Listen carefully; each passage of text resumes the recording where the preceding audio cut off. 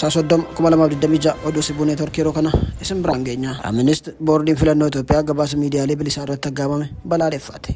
Dhaabbatni mirga namummaaf falmu Amnesty International ibsa kaleessa caamsaa 29/2026 baaseen abbootiin taayitaa Itoophiyaa yeroo dhiyoo as keessa gaazexeessitoota bifa seeraan alaatiin hidhuu, achi buutee dhabamsiisuu fi hordoffii seeraan alaa irratti gochuun miidiyaalee irratti olola cunqursaa bananiiru, akkasumas waraqaa ragaa fi hayyama dhaabbata miidiyaalee hedduu haqaniiru jedhe. Ibsa Amnesty jalqabaa kan ta'e keessa kakuu boordiin filannoo biyyaalessaa Itoophiyaa gaazexeessitoota filannicha gabaasuu barbaadaniif akka ulaagaatti ka'an yoo ta'u, gocha sana addis istaandaard miiraa of dhorkuu seeraan kan ijaaruu fi gabaasa filannoo hojii uummataa irraa gara eeyyama to'atameetti kan jijjiirudha jechuun balaaleffateera. Amnesty kakuu sana erga qoratee booda ulaagaaleen isaa ifaa miti jechuun ibseera. Daayirektarri Amnesty International gaanfa Afrikaa Taayigar Chaagutaa bilisummaa pireesii fi yaaddoon yaada bilisaa yeroo filannoo baay'ee barbaachisaadha jedhaniiru.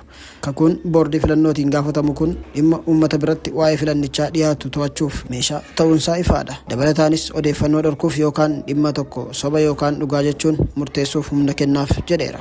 Abbootiin taayitaa Itoophiyaa gocha abbaa irrummaa daran dabalaa jiru kana duubatti deebisuu fi olola cunqursaa miidiyaa irratti deemaa jiru dhaabuu qabu kan jedhe Chaagutaa, michoonni idil addunyaa fi dhaabbanni mirga namummaa naannichaa yeroo lammiileen sagalee kennuu qophaa'anitti badii bifa qindaa'een miidiyaalee bilisaa irratti deemaa jiru balaaleffachuu qabu jedhaniiru. Gaazexeessitoonni dhaabbatichaan gaafataman akka jedhanitti sodaan tarkaanfii haaloo ba'uu gabaasotaa fi gulaaltota hedduu dhimma filannoo irratti akka of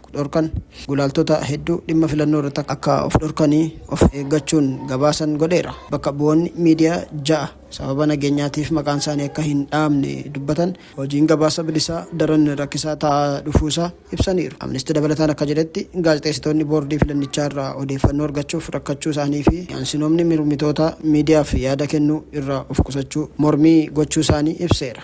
Dhaabbatichi dubbii qondaaltota olaanoo Itoophiyaa dhiyoo kana dubbatanis qeeqeera. Ibsoonni miidiyaa bilisaa akka balaa nageenya biyyaalessaatti fudhatan kun haala miidiyaa filannoo dura jiru daran akka hammaatu godheeraa jedhan. Amnesty yaada hojii geggeessaatti ka odeeffannoo Reedwaan Huseenii fi gorsaa ministeeraa muummee Daani'el Kibret filannoo dura baatii lamaan dubbatan, akkasumas ibsa aangawoota abbaa taayitaa miidiyaa Itoophiyaa irraa ba'an akka fakkeenya dhorkaa pireesii sanaaf sababa godhamuutti caqaseera. Ololli miidiyaa irratti banamu kan gaazexeessummaa bilisaa akka balaa biyyaalessaatti ka'u filannoo dura torbanoota muraasa keessatti fakkeenya adeemsi abbaa irrummaa Itoophiyaa keessatti hundaa'aa jiruu fi humna ijaarrachuuf hojii irra oolaa jiruuti jechuun Chaagutaa dabalaniiru. Gabaasni bilisummaa pireesii addunyaa kan dhaabbata daangaa maleeyyii gaazexeessitoota RSF caamsaa keessa ba'e Itoophiyaa sadarkaa 148ffaa irra kaa'eera. Gatii 36.90 irraa gara 24.66 gadi bu'uun kunis haalli miidiyaa Itoophiyaa bifa ragaatiin baay'ee yaaddessaa jedhamee akka ramadamu godheera. Kunis dhiibbaa waraanaa haaraa fi dhiibbaa ogeessota miidiyaa irra jiru walitti qabame kan agarsiisudha. Oduuttaanuun UN daa'imman miidhaa toora intarneetii irraa eeguuf tarkaanfii hatattamaa akka fudhatamu gaafate. Komisharri olaanaa mirgoota namummaa dhaabbata mootummoota gamtoomanii daa'imman toora intarneetii irraa eeguuf tarkaanfiin hatattamaa akka fudhatamuu qabuu fi ijoollee baraaruun ajandaa dursaa argachuu qabudha jedheera. Komishinarri olaanaa mirgoota namummaa dhaabbata mootummoota gamtoomanii Volker Turk toorri onlaayinii waltajjii balaarraa bilisaatiif nageenya qabeessa akka ta'an gochuuf mootummoonnii fi dhaabbileen teeknooloojii tarkaanfii cimaa akka fudhatan gaafateera. Toora intarneetii irratti eegumsa daa'immaniif taasifamu fooyyessuu fi eegumsi ijoolleef toora intarneetii irratti taasifamu hatattamaan dursa argachuu akka qabu taasisuun barbaachisaadha jedhan. Biyyoonni addunyaa daangaa umurii irratti hundaa'ee fi dambiiwwan ciccimoo ta'an qorachuun toora miidiyaalee hawaasaa fi intarneetii irratti hojii daa'imman baraaruu raawwatamuu akka qabu UN waamicha taasise. Waajjirri mirga namummaa dhaabbata mootummoota gamtoomanii qajeelfama nageenya daa'immanii toora intarneetii fooyyessuu fi dambii cimaa taa'een mirga daa'immanii eeguuf kaayyeffatee baase jiraachuu ibsameera. Xumura irratti paarlaamaan Gaanaa seera faallaa jaallattoota saala wal fakkaataa raggaasiste. Gaanaatti wixinee seerichaa kan baasan John Forzor erga paarlaamaan seera sana raggaasisee booda miidiyaaleef ibsa kennaniiru. Paarlaamaan Gaanaa seera jaallattoota saala wal fakkaataa akkasumas sochii gocha sana beeksisuu kamuu hojjetan yakka jechuun raggaasiseera. Namni gocha jaallattoota saala wal fakkaataa keessatti haala kamiinuu hirmaata ergame hidhaa waggaa 3 akka adabamu seera sana keessatti tumameera. Seerri haaraan sun dabalataan qaamni namoota gocha dhorkame sana keessatti hirmaatan beeku poolisii feeruu kennuun dirqamaa jedheera.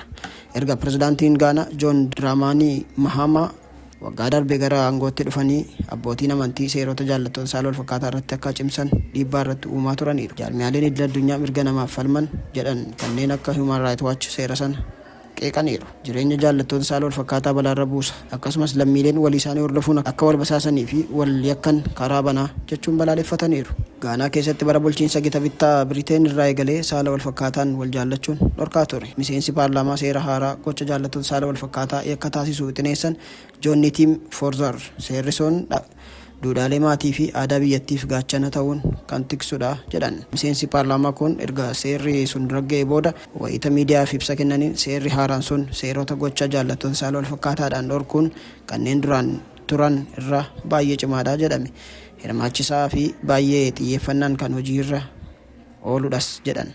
Seera jaallattoota saala wal fakkaataa fi gochoota sanaan hidhata qaban adabsiisu kana keessatti ogeeyyiin fayyaa, miidiyaa fi seera namootaa kanneen tajaajilan. Jaarmiyaan mirga namoomaa Human Rights Watch paarlaamaa Gaanaa magaalaa guddoo biyyattii Akiraatti argamutti koree dhimma seeraa fi heera mootummaatti gaaffii dhiyeesseera. Gaaffiin isaas koreen sun seerri kun akka irra deebiin ilaalamuun kufaa taasifamudha. Gaanaan bara 2024 keessa seera wal fakkaataa baastee turte. Garuu pirezidaantiin Akufo Addo osoo hin raggaasisin waan hafaniif hojiirra osoo hin ooliin hafeera. Pirezidaantiin Mahanaam erga aangoo qabatanii booda seera sana akka hojiirra oolchuu barbaadan ibsaniiru. Saala lama dhiiraa fi dhalaa kan jedhu qofatti namana. Kanaafuu gaa'ellis dhiiraa fi dubartii gidduutti ta'a jedhanii turan. Yeroo dhiyoos biyyoonni Afrikaa hedduun jaallattoota saala wal fakkaataa fi gocha kanaan wal qabatu irratti tarkaanfii cimsaa jiru. Manni maree bakka bu'oota uummataa Senegaalis bitootessa keessa seera wal fakkaataa baasee ture.